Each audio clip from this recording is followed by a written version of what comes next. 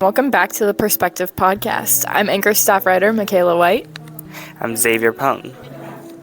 We talk about movies, music, art, and pop culture in this podcast, and this is our second episode. Exactly. Hope you guys enjoyed the last episode. Continuing on the last week of Women's History Month, we're going to talk about books that center around female empowerment this week. Without further ado, let's hear some answers from PIHS students. And a teacher. Okay, who do I have here? I'm Marcy Young. I'm an English teacher here. Okay. Hello, Mrs. Young. Would you like to share a book that you've read about female empowerment in honor of the second week of Women's History Month? I just recently read Annie Proulx's Barkskins. I don't know if anybody at first would find it a book necessarily branded for female empowerment, but ultimately it is a gorgeous and long story about the indigenous people and their interaction with nature, and ultimately how that worked with European settlers, starting in the 1600s and coming up to modern times. And a lot of it is set in Maine, which of course I'm partial to. And I love that this story ends tracing its route back to indigenous people and what they're doing in modern times to bring back the healthy forests with strong female scientist characters. Okay. Can you elaborate on the strong female scientist part? Well, they're people who felt basically disenfranchised probably by the traditional education system. In this case, they were in Cape Breton, I believe, and ended up just going off the beaten path a little bit and just interacting with the natural resources in the forests and then joining up with other scientists and getting that education in maybe a less traditional way, but still becoming experts at their field. And again, this is fiction, but I think Annie Proulx is pulling a lot of research and just, I can't imagine the immense amount of time that she had to put into this. This character, she's almost kind of unlikable, but she's so fierce and so strong, and she recognizes this in some younger people as well. And instead of turning her back or closing the door, she ultimately brings them scholarship dollars so that they can join her in this research. And it sounds like risky and hard, but really fascinating and probably really important. Yes, that was very good. I love Annie Proulx, so we could talk about more in the podcast. Thank you. It's Michaela. I'm here with Julia Bartley. And Julia, what is your book of choice to contribute to this awesome episode? My book of choice is She Said by Jodi Kantor and Megan Towie. It's about the Harvey Weinstein allegations, and it's them investigating the actresses that were abused by him or harassed by him or both. And at the end, they get everyone together, and it's a really nice read. Kind of boring, though. It's definitely from a journalistic purpose, like a perspective. So if you're looking for like a fast read, this is not what you should read, but it's definitely very interesting. Well, you came to the right place for a journalistic book. Thank you. I Had a Miscarriage by Jessica Zucker does an amazing job of highlighting the stigma that surrounds miscarriage in our society. It is a great example of women's empowerment because Zucker breaks down the walls surrounding the stigma. Roughly 10 to 20% of pregnancies end in miscarriage, and as a society, we tend to blame women for this. Zucker talks you through how this is completely unfounded and encourages all women to tell their stories to end this stigma. Those were some totally awesome answers, and I'm just so grateful for everybody who contributed to this episode. I was totally introduced to some new stuff. I honestly have never heard of either of those books, so I'm actually looking forward to looking into those. Xavier, what do you have to say about it? I think definitely these are very great answers, and I personally have heard like two of those books, one by Annie Proulx and one that's is sort of like a memoir of the Harvey Weinstein allegation, which is She Said. It was adapted to movie this year, and it was a very inspiring movie. It's got nominated a lot in the awarding season, and I highly recommend everyone to see that movie, but we're not going to go in depth about it because it's about the book.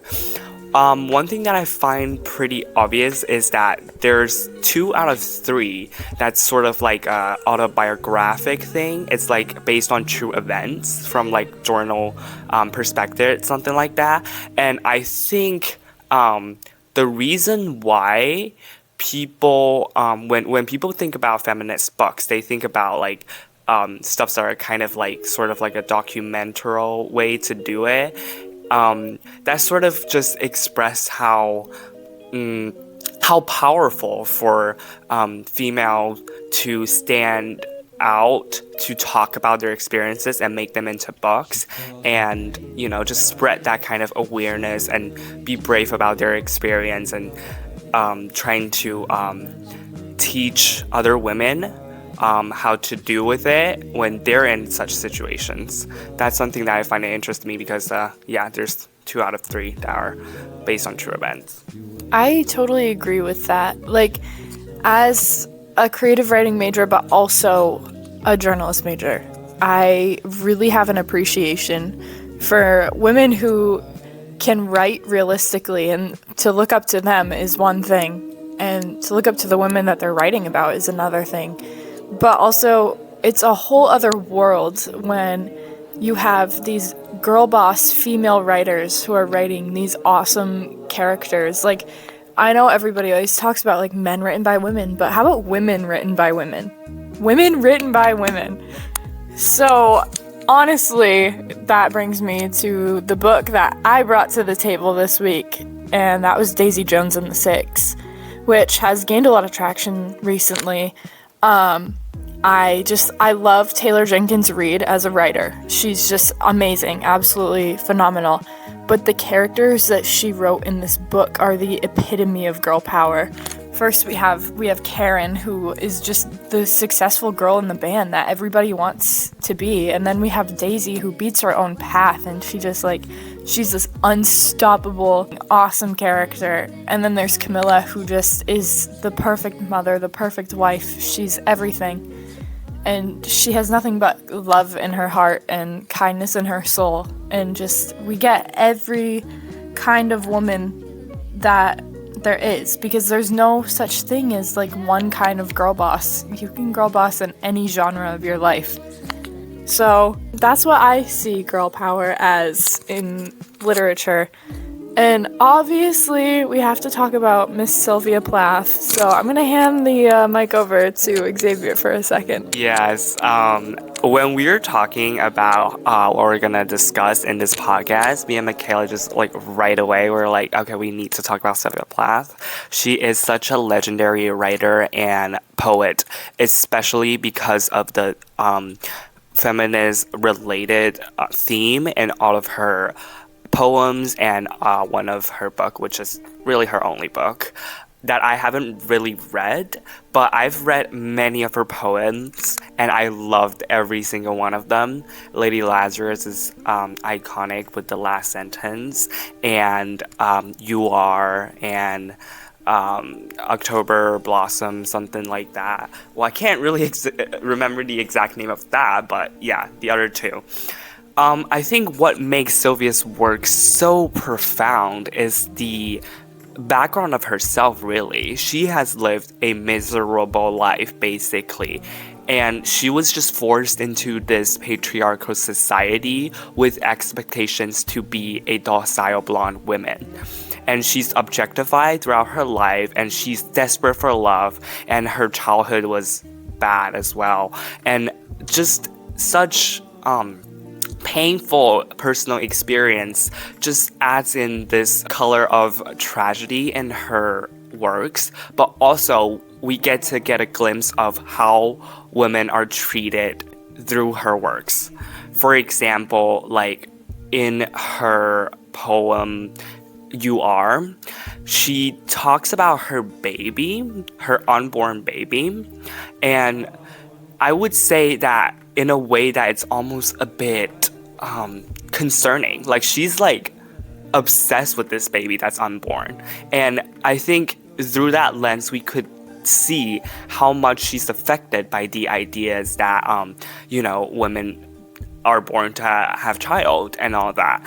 And this is not just my view. Like, many scholars have analyzed this poem and also compared to her the other poem of hers, which is the one that I couldn't remember the exact name, but she talked about how her partner at the time didn't want the child, and just not taking responsibility for the fact that the child is about to be born, and how she feels about all that, basically, and just this sort of delusional mind she has because of patriarchal society is really, really interesting. And if you go in depth, it's actually pretty miserable. So I think it is just a very extreme way to show how much an impact patriarchy could have on women.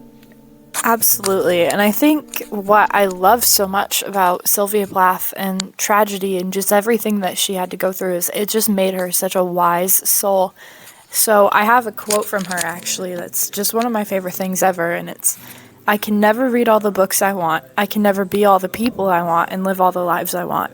I can never train myself in all the skills I want. And why do I want? I want to live and feel all the shades, tones, and variations of mental and physical experience possible in my life. And I am horribly limited."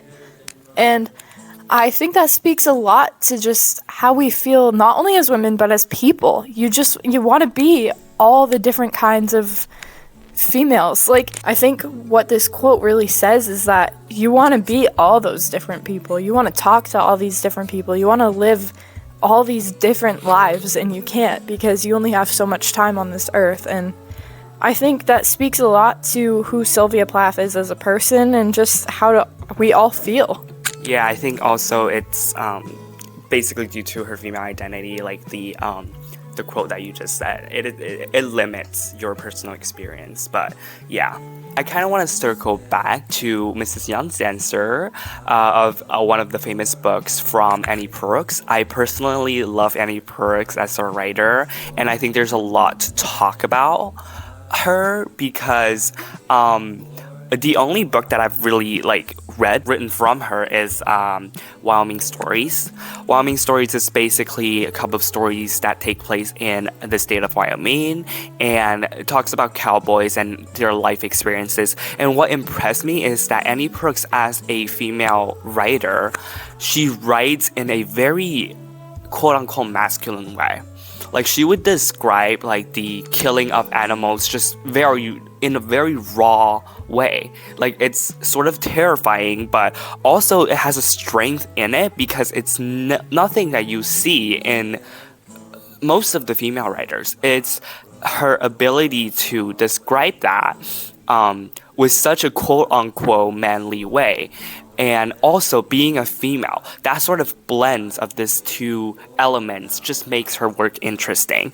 And I think one of her most famous work is the backstory of the film Brokeback Mountain, which is included in her Wyoming Stories collection. And I suggest everyone to see it because it is a male love stories written by a woman. So it is a very unique perspective to see how it is portrayed. And obviously the adapted movie from that won many Oscars and is basically one of the most classic queer movie in history, and her style of writing is just impressive, and it is something that I would definitely recommend.